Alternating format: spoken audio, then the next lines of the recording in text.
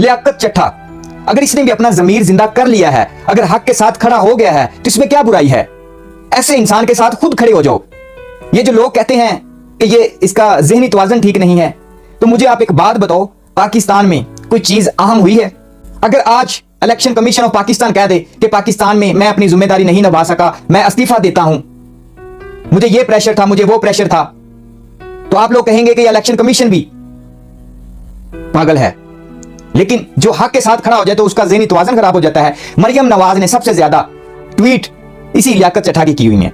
आप इसके मरियम नवाज के ट्वीट पे जाके चेक कर सकते हैं। आज अगर उसने हक का साथ देने की कोशिश की, हक के साथ खड़ा हो गया, तो भाई वो गद्दार हो गया, वो पागल हो गया।